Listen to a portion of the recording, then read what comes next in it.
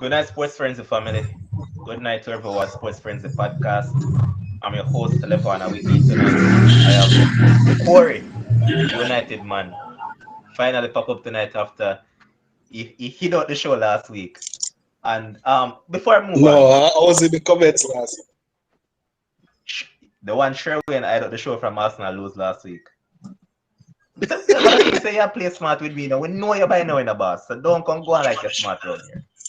But we have the returning Jason. It's been a while, man. The statistician. A lot of people been asking for you, man. Welcome on I'm board back. again, boss. Everyone, respect. And as always, our resident. This man is here almost every single night. And a lot of fans actually love this man because they say he's split justice. Because they said that people tend to be biased at times, and he's the one that comes in and create that balance. We're talking about none other than Lawson, the Chelsea man. Welcome again, boss man. And before I finish a description now, I said that Ryan has switched side tonight. He has moved over from a liberal person of the prosperity side. As you can see, he's a green color. Yeah, man. It's more black than green. Welcome. Just so everybody can. Corey, when I said the stunt to just try pull off. Remember the man just come on the thing, the man showed the big old green up at top, and as we mentioned, the man the started green, black. But I'll keep the camera on. we have a lot of things to discuss. Yeah, man. We have a lot of football action to discuss, a lot that will take place over this weekend, and a lot that we saw in the past week, midweek. Some Europa League action, as I call it, the Bush League. A lot of Bush League took place yesterday. It was pretty much very entertaining. And as Corey said before we came on here, it seems like I was the one who brought the luck to Ole Pass in the semi-final hump. Because basically he has 1 foot in the final. And I didn't really watch much of the Bush League throughout the entirety of this season. Keep track of the scoreline and pull up a Jason at times, a lot of statistics, but this time around I saw the United match and some part of the Villarreal and Arsenal match. But first up, we're going to talk about the bug team, Arsenal. They lost by 2-1 to Villarreal, and as a lot of people said, this is Unai Emery Cup. They should rename, just like how they should rename Carabao Cup as the City Cup, they should rename this as the Emery Cup. So Emery got out of the block quickly and got a 2-0 lead, but Arsenal ended up getting a vital away goal through a Nicolas Pepe penalty. First off, the Ceballos sending off. Did you agree with it, Corey? For some reason, I do agree with the sending off for Ceballos. I think the referee and the VAR team blunder in that sending off. But I do agree with it. None at all. Right, that Ryan, was a downfall for Arsenal right, in that game. Ryan, did you saw the match? Saw none of the matches. What the man just stepped on the Bush League just like that. Boss, come on, man. I have more important football to watch. This man come to take a lot of jobs tonight. But overall, Jason, what do you made of the performance by Villarreal, and do you think that the ascendancy is in Arsenal favor at this point in time with that, as they call it, the vital away goal, in which I personally don't see it as much of a big advantage. Reason being, there's no fans in the stadium. It's still an empty stadium, so away goals is neither here nor there in terms of how football is currently situated. So, Jason, what do you make of that game itself and Arsenal? I think Villarreal might rule that away goal in the second leg. It could prove very vital. I think they were pretty much in control, and as Emery said after, he was looking to get even a 3-goal advantage, but for some reason it just wouldn't come. Arsenal was all over the place in the first half. When Emery got his spot on, and all of that. And as you stated before, this is Unai Emery's cup after winning so much consecutive years with Sevilla, and a lot of persons seem to be asking for the all-English European finals, considering the situations in Europe and Champions League. Except this fella. I want Real Madrid to knock out Chelsea. No, but I want that as well. That's what I was ready to point out. That really and truly, it could essentially be England versus Spain in both competitions, which that could very much be the outcome. So, I mean, overall, it was a good win by Villarreal, but for some reason, I think that away goal is going to come back to haunt them.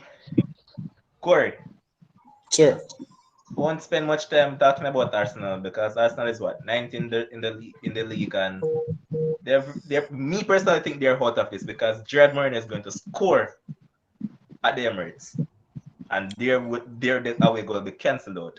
So we're going to just move over and talk about something that is more fun, something that is more entertaining. We're talking about Manchester United beating. Well, they didn't beat. They absolutely bamboozled AS Roma by 6-2. And even though they did that, you know that I was somewhat disappointed. Reason being, this Roma team not good none tall, bro. I watched them all entirety of the Serie A season, and they have been very poor. And I said it to someone while I was at work. I said that, you see, from that keeper command, Mirante, I said that, just keep on pepper him with shots because he's going to spill it. This is something I've seen him done consistently in the league. So all I need to do is just continue pepper him with the shots and just have a poacher in the box. And so said, so done. But first up, did you agree with your coach starting lineup and what you made of United overall performance? First of all, Sir Ryan, you missed a classic match. You missed a classic match, Sir I was Ryan. at work and I hear my phone and go off every minute. I wonder what happened. All right. No worries. The highlight is there. But to start off with the match, I think Ole got the starting lineup perfect. He played. He set out the strongest possible side that we could have started. He didn't want to underestimate Roma, so therefore he went with the two holding midfielders with McFred. And that was good. And he played Pogba and Rashford out wide. So that was good in terms of Ole in the starting lineup. First off, as you know, Manchester United will normally start the game slow. Roma came front foot. They got the penalty to bring the game at 1-1, and then Dzeko with a tap in there.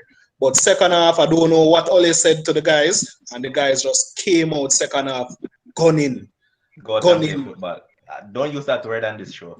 Oh, my bad. My apologies. When you talk about gunning, you're talking about Arsenal, and we don't want to associate with anything with United and Arsenal. So keep it. So yeah, the guys came out second half, all out, and I was super proud of them. Rashford didn't get on the scoring, but he played well. Bruno was magnificent, 4-goal contribution.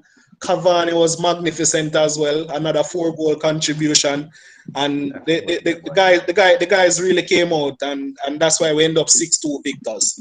Wow, I'm Corey. I'm pretty much surprised that he never mentioned Paul Pogba just now.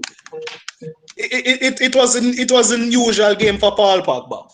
It was a usual game for Paul Pogba for me. His stats was amazing as pointed out earlier. But it was a usual game for Paul Pogba. He was critical in about 3 or 4 of the goals building up. But you know what I really loved about the match itself in terms of the second half performance. It's a link-up play between those three: Pogba, Bruno, and Cavani. It was class, man. I loved everything about that. But the second goal that we conceded, I'm very disappointed. Reason being, it's something that I constantly say Victor Lindelof do throughout the season. You tend to lose the striker, and when it comes on to time for man marking, he's so soft that he just allow the striker to bamboozle him, just push him out of the way. Simple. Yes, if you were better read of that play, then that play shouldn't have happened. Pellegrini was left with a open lot to just ghost in behind and then just put the ball on platter for Dzeko. And if that's how United plan to finish this season, they're not going to win this thing. They need to play better as a defensive unit. And yes, they have been good for the past couple of games, but come on, when it comes to this time of the season, when you expect that teams, well, yes, fatigue and all that should come in here, but if you guys are professionals that are supposed to be focused, then things like this shouldn't be happening. And question to you now, Jason. As I mentioned, that second goal, right? Mm-hmm. Do you think it comes down to coaching, or do you think it's something that a player himself should be able to do better at? I mean, these are professional footballers, but I mean, it's a combination of both. And I say that the reason being, as you pointed out before, these goals that second goal that we conceded against Roma, it seems to be a feature for us conceding right throughout the season. We always seem to be conceding those type of goals what invariably say that you shouldn't concede. And really and truly, as I said, Mkhitaryan had all the time in the world to pick out Pellegrini. And Pellegrini, even while making the pass, he was sliding as well and still managed to pick out Dzeko, who ran in between. I believe it was Harry Maguire and Luke Shaw. I think. No, man, So it was. I was it. Continue. I was it Lindelof. Anyone. Lindelof, So both of them are. yeah. So really and truly, it was a sloppy goal to concede, and as you pointed out, that's something that we need to change if we want to see better progress as a team.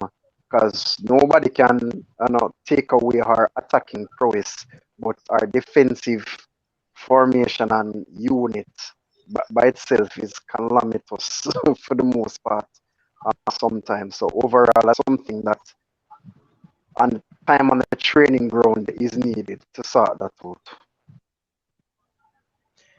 All right. I'm going to let you have the final say on this Europa thing. In terms of progression to the final, who do you see making it to the final? Well, Man U is already in the final. And so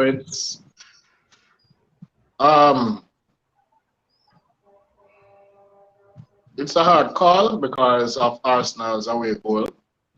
But I'm going to say Man U and Villarreal. Yeah, man. Just All right. Villarreal. It's a hard call to say Well, Villarreal, but I'm going with them though for the time. well, the right man in the comments there for hear you. Messi Bones are coming to it, but you see? Yes, Mr. Bones. I told our viewers that you're actually hiding away from the show, so don't try hide in the comment section. Let's move on. Now, we saw and heard a match today in the match day 34 of 38 in the EPL, and we saw Southampton getting a 1-1 draw with Leicester. After going down to 10 man earlier on in the game, Yannick Vestergaard got a contentious red card. Again, I'm going to start with Ryan on this one. Was it a red card for you? Didn't see the game either, but I was following the game. I thought I heard based on the comments that I saw, most people were saying it wasn't a red because he got the ball first and then went through the man.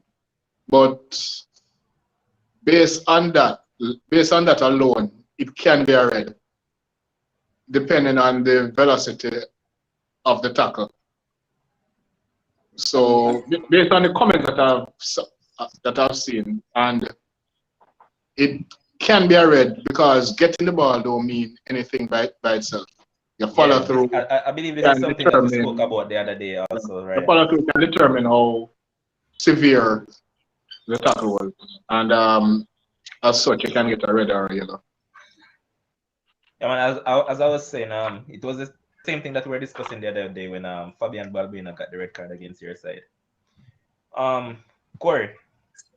Sir. Overall, Leicester managed to get a draw after they had went there. And Johnny Evans, former United boy, ended up getting the equalizer for them. Do you think it's actually points lost for Leicester, or do you think that it was a good point again? I think it's points, 2 points lost for Leicester, especially with the fact that Southampton played with 10 men for about 60 minutes there. 80 minutes, oh yeah, 80 minutes. So I definitely think it's points lost for Leicester. Ian Archer coming up with an assist again. He's scoring goals and he's assisting. But somehow I just think it's points lost. I think they're what now? 7 points behind Manchester United now, right? Nope, 4. 4 points behind Manchester United now, and if But United Manchester have a game in United hand. win weekend against Liverpool, 7 points, and that will wrap up second place. So it's definitely points lost. Brendan Rodgers came out and said earlier that he's looking up. He's not looking down what's behind him. So you definitely have to look behind him now, because I think it's points lost. I think he should, because remember, if Chelsea beat Fulham tomorrow, then guess what? Chelsea will only be within 2 points of them. 2 points, yes. Use the Marino saying. I said, you look up, you don't look down. You look down. But let's see how that one go. Next up tomorrow at 6:30 a.m. we'll see Crystal Palace taking on Man City. Jason, you see this one panning out? Of course, Man City do have that blockbuster second leg midweek against PSG. So again, they might have one eye on that. But I still believe that City will have too much for Crystal Palace. I don't know how a side like Palace, I mean, even with the attacking talents between Zaha and Izzy, sometimes Benteke, they have the worst expected goals return in the league this season. They just don't score enough goals, and I can't see how they will breach a City defense that has recently kept the likes of Harry Kane, Erling Haaland, Mbappe, and Neymar quiet. So, yeah. Overall, I see it's not going to be a commanding win, but it will be a win for City. So I'm going with a 1-0, 2-0 kind of result. All right, Corey, on a point that Jason just pointed out, that Palace have lacked goal all season long. They signed a striker in January. His name is Jean-Philippe Mateta. Since as you're not scoring that much, why is it that this player can't get enough game time? And this is something that Ryan might look at, because it's something that we discussed before. Ryan said that probably it's because of what is going on in training. But if you can make the bench on a regular basis, right, and the players that are in the starting lineup are misfiring, why can't that player get the opportunity to actually showcase what he can do? Because when he was over in the Bundesliga, he was actually performing well. He was the main man for his team, and he was the one that kept them somewhat up in the league until whatever happened. So, my question to you, as I said, Corey, why is it that Robertson hasn't chosen to give that player more time? We have to look at the situation into context. As a former player, I've been through that already. Schoolboy level? Schoolboy level, yes. I've been through that already. Performing in training, but not getting the time or enough match time or thereabout. And I've managed it already as well, because I've managed football clubs over the last couple of years, and players perform in training. Repeat? I thought you were managing at primary school level. Players perform in training, but when it comes on to the match stage, they're not performing. So we have to look at it into context, and then we have to look at it as well. Probably Roy Hodgson didn't sign him. Probably the big guy signed him. So we have to look into that. But definitely Palace need a strike, and Zaha need the help, and Eze need the help. Benteke is not as consistent, so Palace need to score goals for the last remaining 5 games of the season. Well, Benteke has never been prolific, and guess what? He will never be. That man should just go down into some lower tier leagues, and probably a team like Bristol will suit him. He was once a Liverpool footballer, you know.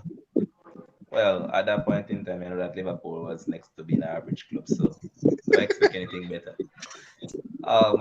Next up tomorrow at 9 a.m. we'll see Brighton taking on Leeds United. I'm going to give that one to you again, Corey. Leeds United for me. Brighton plays attractive football, but one tend to get results at times while the other tend not to. Go ahead. Leeds United for me. Brighton home form has been woeful. I think they only have one home game in 13. One win in 18. Oh, one win in 18 home games. So that's very woeful for Brighton. And with Belisa reaching the landmark for I think this is the longest he has been at a club, 136 matches. We're looking forward to that as well. And Leeds with their strike force up front, Bamford, Rafinha there as well. I'm looking for Leeds. Not sure if he's fit though. Not sure if Rafinha will make it. Yeah. Okay, Leeds United for me. And we have to look into the fact that Leeds hold off Manchester United, hold off Man City, hold off Chelsea and Tottenham over the last couple of weeks. And we have to look into that. So Leeds United for me. Well, you know what's surprising? Brighton have drawn more Premier League games than any other side this season. 13 with only the current bottom three each. 5 winning 5 each. Fewer games than the Seagulls this term, 7. So even though history kind of favors them when it comes down to this fixture, their form this season doesn't help them any at all. Next up, tomorrow we'll see Chelsea, who are surely hunting down that third position with the slip up by Leicester earlier on today. Taking on Fulham at Stamford Bridge. Ryan, how do you see this one going? Well, given the fact that we are not playing the first match of the day, I am more confident because when we play the first match on a Saturday, we either lose or draw. So against Fulham, I hope that we can at least win 2-0 without any injuries, and we'll just regroup again and come for Wednesday. So I want a competent 2-0 victory minimum. Would Tuchel start his strongest side? I don't think so. I think he's going to rotate. Tuchel has been rotating all season, so he will continue to do that. So we're looking for Alonso and some others. Probably. Never know what's going on. Probably do. Right. Probably do. I'm going to call that match, you know. I'm going to call that match, and I see 1-1 right now all over this match. Reason being, Fulham are desperate for the points. Chelsea have way bigger fish to fry come in the midweek. So if you look at it, then you'd look at it from a logical standpoint and say that Chelsea might feel somewhat of a weakness side, even though they have the quality. But we can't put all the eggs in the Champions League basket either, because we also need to qualify again next season in case. The last time you guys won Champions League, what did you guys do? Huh? The last time you guys won Champions League, what did you guys do? Come 6. Okay. If that's asking. Say no more. Yeah, but still, you don't want risk it like that at this stage. You have to balance. There's a balancing act right now. Boss, I said say no more. As one of your fellow Chelsea fans has been saying from for the longest one, I said this is following a similar part in 2012 when you guys won it. You guys finish a particular position on the table, you face a particular opposition, and guess what? It's the same thing again. So he's saying that you guys will win Champions League this year and more than likely finish outside of the top 4. When I see it, I believe it. I'm just going according to what is in front of me right now. But you know, honestly, I wouldn't mind you guys lose tomorrow to Fulham though. Fulham deserve a win now. So I know you don't mind us lose every match. A win now, man. You don't mind we lose every match? I will tell you, for the rest of the season, I would love if Chelsea lose every game. And Arsenal. We know that. Come on, Corey, do better than that. I expect Arsenal to lose. I don't need to hope. Me, Arsenal will you lose. don't mind. I wouldn't mind man you lose every game either. I just said go. All right, tomorrow also at 2 p.m. we're going to see Everton taking on Aston Villa, two very inconsistent teams. I'm going to give this one to Jason. Inconsistent is right. Especially with Villa, but Everton at home, not the greatest side. Villa have better away form, but as of late, especially compared to their early season form, they have massively dropped off. So it's hard to call this game, but Ancelotti has really put in some defensive solidity about this Everton team. So I'm more leaning towards them to get a result in this game. So I would go 2-1 in favor of Everton. All When right, is yeah, what Grealish coming back? So again, When is Grealish coming back? it hasn't been stated yet. They say hopefully We be ask back that before the season question ends. every year. He might be out for this season then. Because Might I as heard the well. last I heard is that he had a setback in training. Yeah. Yeah, that's the last thing I also saw.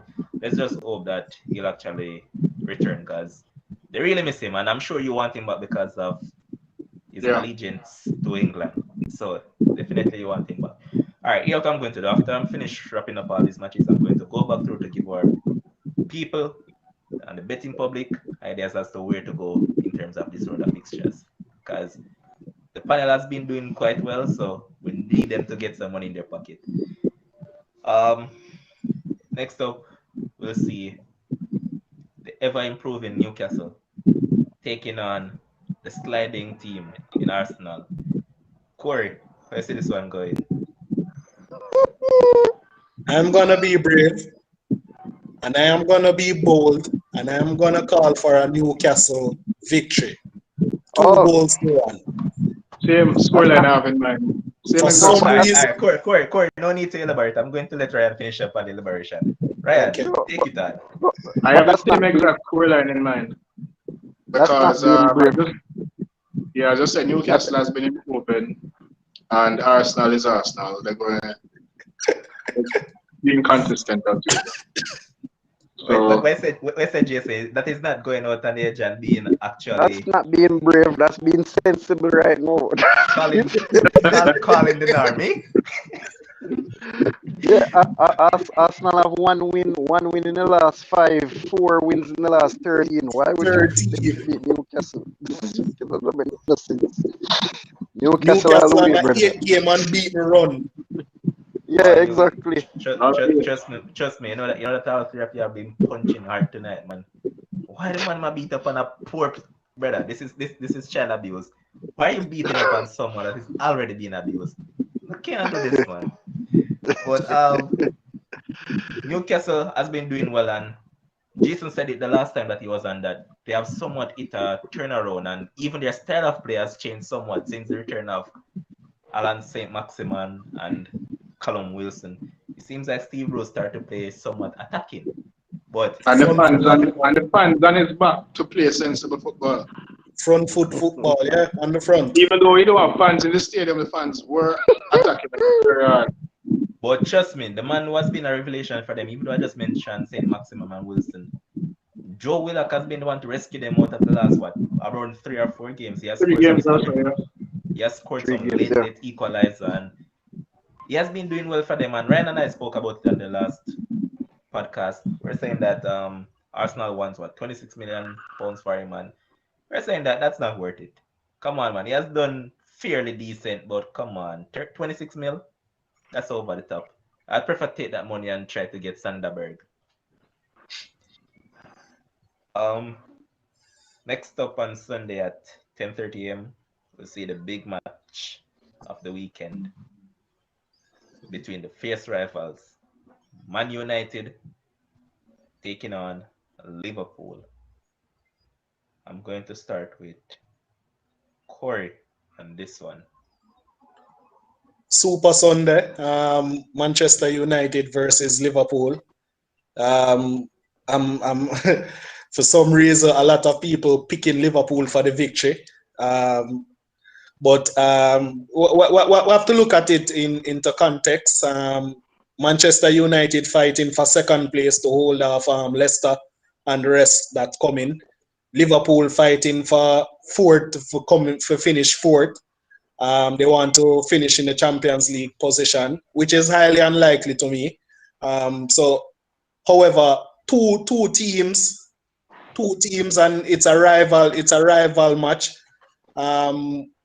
Manchester United coming off that victory in Roma and playing some good football. Liverpool not playing as brilliant as they normally do.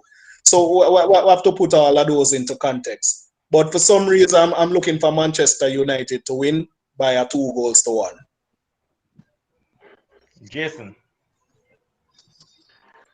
No, really and truly, if you're going to be honest, the persons that are actually picking Liverpool to win are the ones who actually want United to lose.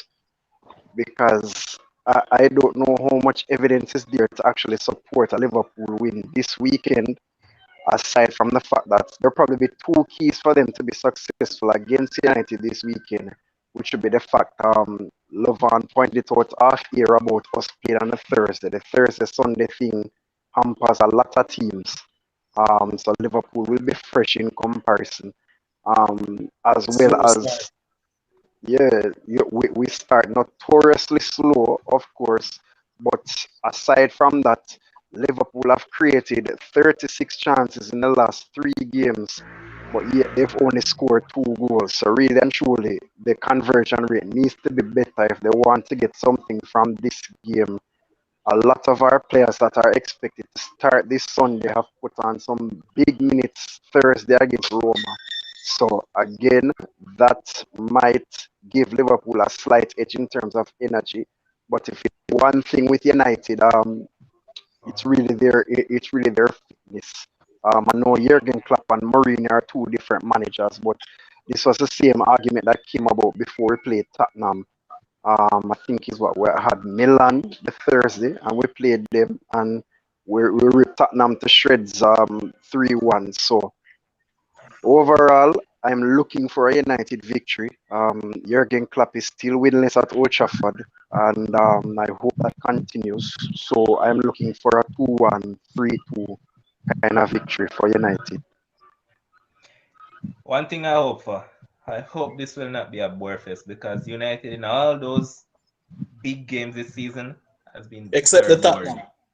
Boss, Tottenham on a big side. Tottenham, they run on pace road. So. But Liverpool was one of those, the 0-0 draw at Anfield.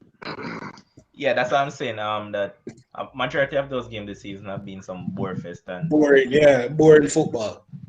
Trust me, with United playing so, a lot of people are saying that yes, they played decent against Leeds the other day, but for me that match was pretty boring. It was a bore fest for me as well. So I just hope that we don't have we had an entertaining match midweek. I'm not sure if they're going to return back to some boredom come weekend against Liverpool. You will. This man, I'm sure they will, Ryan. I'm sure. It's going to be a next draw, but this time I want I'm hoping that won't be the case. So I need United to beat Liverpool. Everybody can take 3 points off them. So why can't? But remember now, Liverpool hasn't lost in a while now. And they're playing away. They're not playing at Anfield. So yeah, they haven't lost in a while, to be honest. But with that being said, though, Liverpool form hasn't been that brilliant this season, and as Jason said, yes, they have been creating opportunities, but their conversion rate has been blocking them and stopping them all season long. What their last 5 games? What, 3 win and 2 draw, something like that? I believe that. So they've been on a little upward spiral since their bad run.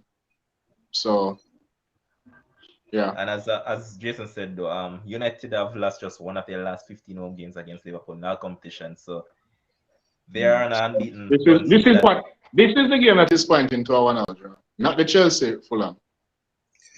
Boss man, why I try to remove the side out there? Chelsea against Fulham will be a drawn match. Point blank. This is the draw match. Alright, boss man, but I hope this won't be a bore fest. That's just my hope. Next up, we'll see Tottenham taking on Sheffield United on Sunday at 1:15 p.m. I'm sure that majority of us will agree that Ryan Mason will kick back Sheffield down to earth. They had a good victory last time out, but I believe this is where they'll just return back to their normality. So, anyone on the panel disagree? No, Kane will get the padded stats even more with goals and 40. maybe. Jason, what's your It will be scoreline? it will be interesting to see how Tottenham react though. Because Harry Kane and Son, they looked completely dejected after losing the final to City. I must have said, this familiar feeling. So it will be interesting to see how them react. But yeah, they will have enough Sheffield. Come on, Jason. Remember that Tottenham still has ambition of reaching the Champions League, and they're still mathematically in it, So, Yep, of course, yep. these men are big men and they're professionals. So of course, they'll rebound from that quickly. I like how you stress the key word mathematically, because Tottenham won't make the Champions League. Simple I as said just like Liverpool, eh? Thursday night football to you guys. All right, boss. Tottenham is not as far off the top four as we think. Yeah, they're not in a Ryan, but two good weekend in their favor, and they're right in it. So true. Yeah, man, at Chelsea's expense almost. Well, at somebody's expense. So don't know who yet. All right. Next up on Monday, we'll see West Brom taking on Wolves. A West Brom team that Sherwin actually think will escape relegation. He's saying that Big Sam will actually save them from relegation, and he actually bet me, that they will stay in the league. But Wolves against West Brom, two teams that are out of sorts. Corey, where's this one going? I'm looking for a boring game. As Ryan and you been debating for the night, a 1-1. I'm thinking this one will be the 1-1 game. Big Sam don't want to lose, and Wolves not performing as Wolves of late. They shifted in 4 goals the other day. Burnley scored 4 goals on them the other day. So I'm looking for them to tighten up the defensive area, but to me, I think it's gonna be a boring game. So I'm looking for a 1-1 draw. Do you agree, Jason? If you're looking for any game this season to guarantee you're under 2.5, this is the game for it. So yes, I agree with Corey. Mm-hmm. Trust me. I actually have 12 for this. And I Based think on the fact that I'm leaning on the side of Ryan. I see more than 2 goals in this match. Why? Because West Brom fighting for something. West Brom been scoring recently, That's the thing. But Wolves expected to tighten up, especially after that drop big. That's why they're only going to give up 2 goals. Against Burnley. So, that's why they're only going to give up 2 goals and not 4. I think All right, boss. going over 2.5 though. Let us see. We're looking for the draw. 1-1 draw. How far is Big Sam away from safety? Far off, man. Full of my head. Quite a way off. I'm telling you, Big Sam going to leave before the season finish. Yeah, you said it. Brighton leading West Brom by 7 points. Preserving reputation. Yep. Our the final EPL game of the match week.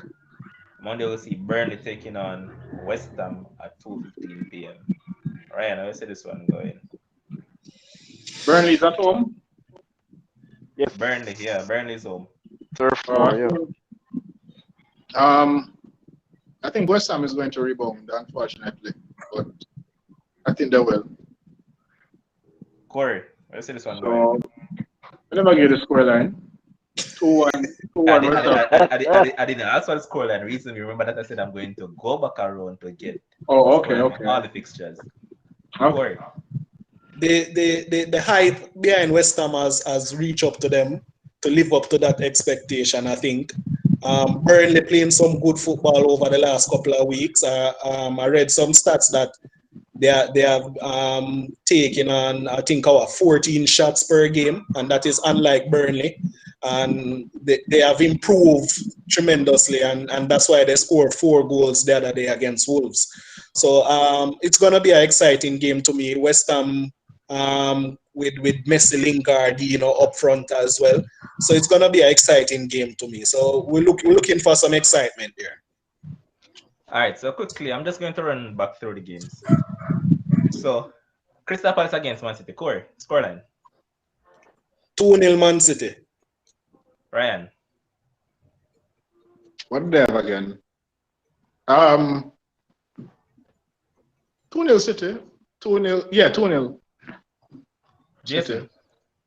I agree. 2-0. Brighton against Leeds. Jason. 2-2 draw. 1-0 Leeds. Ryan. 2-1 Leeds. Chelsea against Fulham. Ryan. 2-0 Chelsea. Jason. 1-0 Chelsea. Corey. 1-0 Chelsea. All right, this is the only game I'm going to pick. 1-0. All right, Everton against Fulham. Jason, what's your scoreline? Everton against who? Villa. Everton against Villa. 2-1 to Everton. Corey. 1-0 Everton. Ryan. 2-1 Everton. Newcastle Arsenal. Corey. 2-1 Newcastle.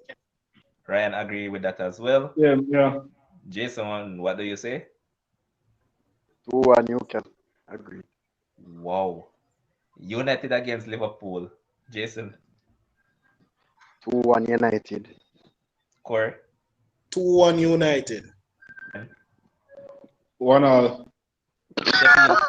Tottenham against Sheffield. Ryan. 4-0 Tottenham. Jason. 1-0 to Spurs. Corey. 3-1 Spurs. West Brom against Wolves. Jason. 1-1. Ryan. 2-1. Corey. 1-1. And last but not least, Burnley against West Ham. Corey. Burnley against West Ham. Yeah. 2-1. Ryan. 2-1 West Ham. Jason. 2-1 to Burnley. All right, so we had a discussion midweek about the La Liga title race, and you guys weren't around. Ryan was, and we had said that had Barcelona won this game, they would have been top of the league. But guess what? They were shocked by Granada. They were beaten 2-1 by Granada, and guess what? The 1 point advantage that Shakes has been speaking about from ever since the podcast came into effect around October, November, that still exists up to this very date. And Atletico are still in pole position on top, with Real Madrid still in second and Barcelona in third. Ryan, since you're the man right here, I'm going to get back your view on this. So, with that being said and all of that, and you saw what happened yesterday, do you think that it's now still open for any team to win in terms of Atletico is still leading, yes, and with them leading, you know that they're going to give the team at the top the advantage. However, Barcelona, do you think that they can still go on to win this title? They can, because they're only behind by 2 points. So yeah, they are in the race as much as Sevilla is in it, as much as Real Madrid and Atletico. So it's just they only hit a patch yesterday, a roadblock yesterday. But they still can win. They have a very good chance of winning. Hopefully they don't win, but yeah, they have a good chance. All right, so So Corey and Jason, I'm going to get you guys' take on it because you guys weren't part of the discussion. In terms of the title, where do you see it going, Jason? You know, for me, if Atletico don't win La Liga, Simeone need to get fired because I do not Agree. know how you allow it to get to this point after having such a good advantage. It is just amazing. And at one point, as Ryan pointed out, I didn't even know Sevilla was actually that close to the top as well. We I never think they were, know until last week. yeah, I think it was 4 points behind Atletico. So I was like, how Sevilla reach right there? So They're currently that three is though. the so that make it even better for them. Like Julian Lopetegui want to upset everybody. Where this is concerned. I guess they're making up for their absence in the Europa League this season. I don't know. We see.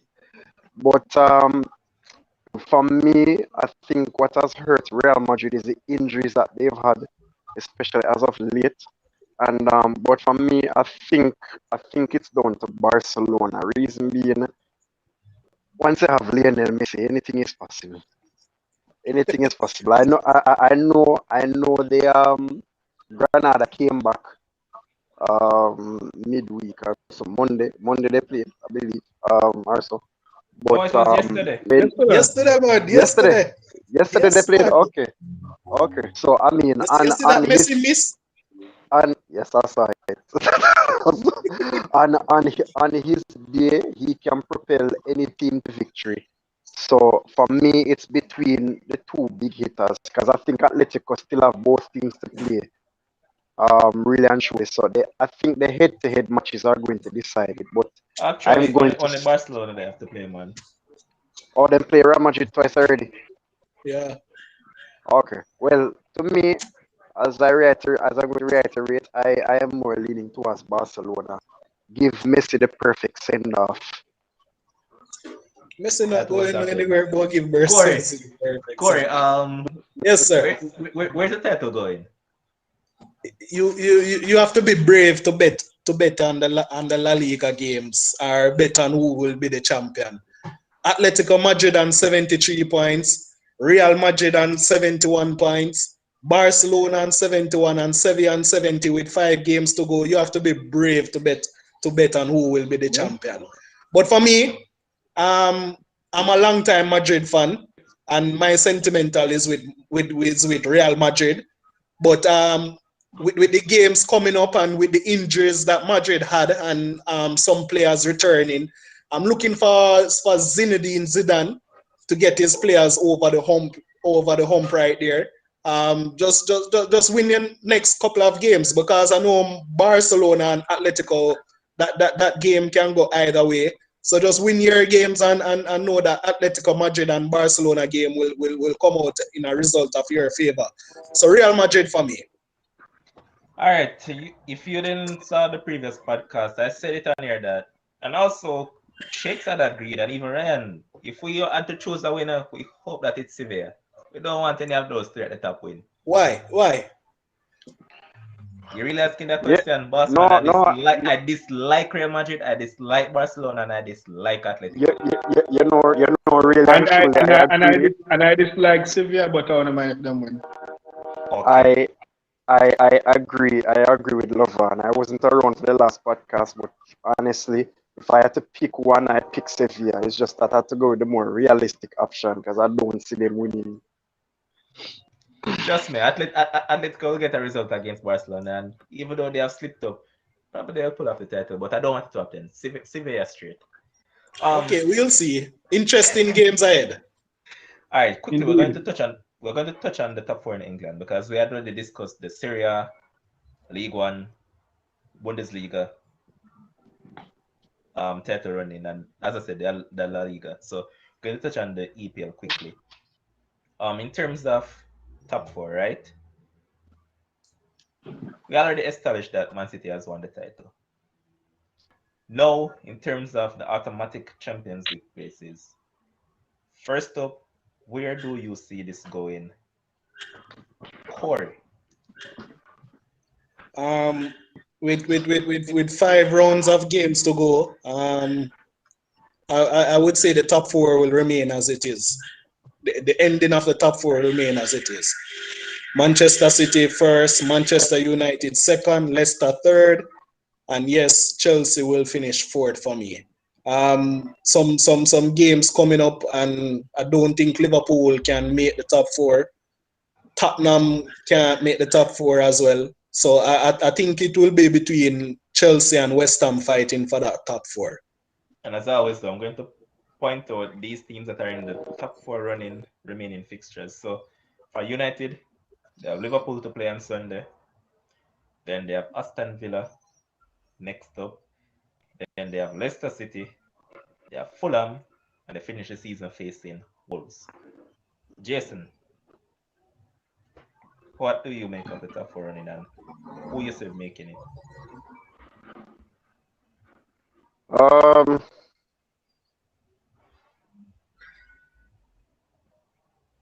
me, I agree. I agree with Corey there.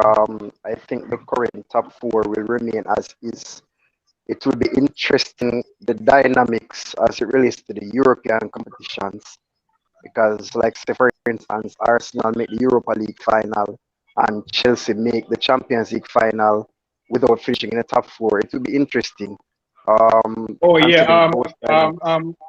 that question was asked recently, and what would happen is that if Arsenal and Chelsea wins both European competitions and don't come in the top 4, the team that comes fourth will drop out Drop out, yeah. because they can't have more than 5 teams. Yeah, you can't have more than 5. All right, Similarly to what happened I'm going to sneak this comment in. So what happened to Tottenham in 2012? here's one of our viewers, Aladan, saying that Corey is a disgrace. The man support Madrid and Man United like in one Champions League and Europe. Man say too greedy, brother. Yeah, All right, boss. Corey is one of those half and half fans. He's not a real No. I am a die-hearted Manchester United fan, but I sometimes take a look at Real Madrid at times. Leicester running. They have Newcastle. They have Man United. They have Chelsea, and they have Tottenham. Wow. Yeah, that's the running that Leicester has. they needed to win some of them, man. And That's what I said. That FA it's 2 points dropped. And then remember that they Also also have the FA Cup in that with Chelsea as well. I know. Chelsea fixtures. So Chelsea is going to have Fulham tomorrow. Then they have that Champions League fixture to get into, and then they have Man City. Then they have They just Arsenal. rehearsal for the final. They have Arsenal. Then they have FA Cup final against Leicester. Then they face Leicester again, and they finish the season against Aston Villa. Chelsea have a tough running, man. They do have a tough running. Especially that Man City and Arsenal game will be tough for them. So I might have to change my prediction and bring in West Ham. So West Ham running looks quite tasty, and if they don't make top 4, then David Moyes, this is the reason why you're not at Man United coaching.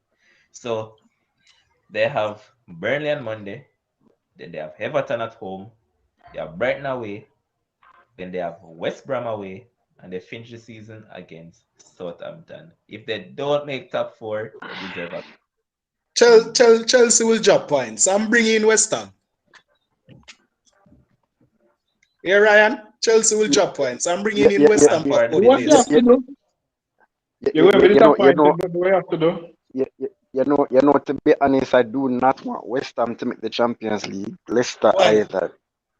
Reason Me can't stomach have we England having 4 spots in next season Champions League, and 2 of them are Leicester or West Ham. I just cannot. We already know. I can do. I can do. You know used why? to the big names too much. They don't like changes. I personally like the idea. Reason being, these 2 clubs are owned by people who spends money. Mm-hmm. It's a case where it's like Wolves who entered that the other day and they flopped out. On this occasion, Leicester is a different team in comparison to the one that had made Champions League a couple seasons back. So, Jason, what you're afraid of? manager. You're afraid of the new teams falling out with Man U, Europa. Good comeback, boss. Good. Don't worry yourself. Don't worry yourself, man. Remember that you'll be playing Europa League next season as well, because Chelsea finishing sixth. And they won't win Champions League. And they won't win Champions League. So we might have 7 teams in Europe, from England in Europe now. Let us see. Boss. Yes, stretch it. All right.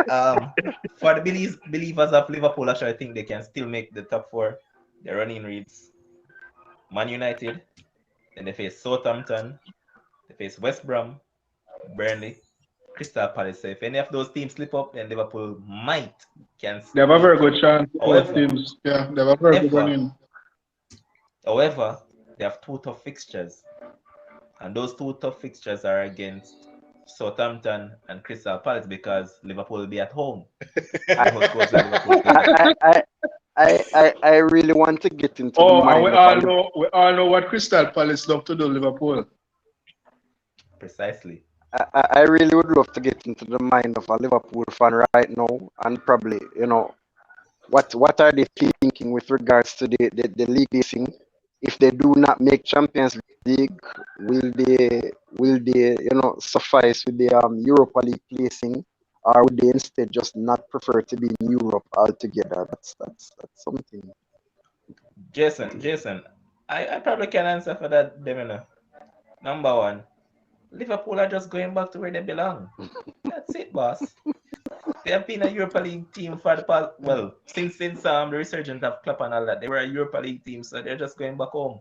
And on that note, this is what we're going to call it. Hold on, you're disregarding Spurs. Yes. Totally. Ryan Mason is not getting up there. The English Nagelsmann. Oh boy, that's a stretch of the imagination. The English who? You mean the English what's his name? That man that goes around from club to club.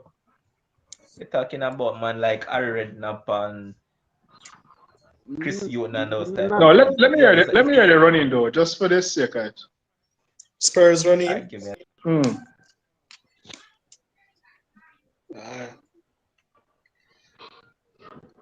feel sorry for Hurricane. Honestly, I feel sorry for him. He needs a choke. Can't feel sorry for him. I win the golden again. So as I mentioned earlier, they have Sheffield United come Sunday. Then they have Leeds United. Then they have Wolves at home. They have Aston Villa at home, and they end the season facing Leicester. Not a bad run-in, but I feel sorry for it. They're not going to beat Leeds. That is number 1. So they're going to drop points at Leeds. They're going to drop points somewhere along the way. They might win 3. As I was about to say, Leeds doesn't drop points against. Well, I mean, doesn't lose to big teams at Ellen Road. That's what I should say. They don't lose to Leeds big teams. Doesn't lose at Ellen Road to big teams. Well, although Tottenham is a small side, so anything can happen. On that note, though, we're going to come to the end of the live, and it was once again a good live. We just wanted more viewers. It bothers me a lot that on Fridays the views have dropped this drastically. It seems like a lot of people are caught up on the Friday, but we need the viewers, man. Too little, 2 viewers, and we need more. We need to see more diversity in terms of the viewers, man, because we can't be giving this much quality analysis and then you guys aren't turning up. Come on, man. We need the support. You guys see that we actually do quite when it comes down to breaking down these. We might need to start with some credit or something. Ask some questions or something like that. Come on, but Ryan, the thing is that in terms of the Mondays and Wednesdays, we get the views. You see, all right, what I noticed that has happened is that since the curfew has changed on the weekend, the views on Fridays has tend to go down a bit. So I don't know if because of the curfew was on the Saturday and whatnot, that people are trying to get in things from Friday or not. So that could be a reason, but come on, guys, we need to see more viewers. So to all who are currently viewing it, we want you to share it as much as you possibly can. Share it to your timeline, share it to whatever groups you're in. So other people that follow sports can come on board. And even those who don't follow sports, get them in, man, so they can actually fall in love with the sports, because we're here to bring in all those who don't actually like the sport. Well, like sports, I mean. We're trying to get those people over to support it. So come on, guys, just support the movement. And Yeah. this wouldn't be possible without our producer, Josh Carl. Thanks again, boss man, for making this possible. And I couldn't have done this without our analyst, Jason, Corey, and Ryan. So thank you guys for making this possible, and to all the viewers who stood by us right throughout the entirety of this live. And I'm sure that Alidan is somewhat disappointed that I didn't read much comments tonight.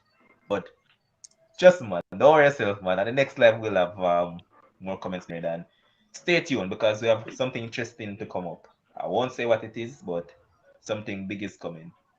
Just stay tuned, man. That's why we keep on asking for more viewers.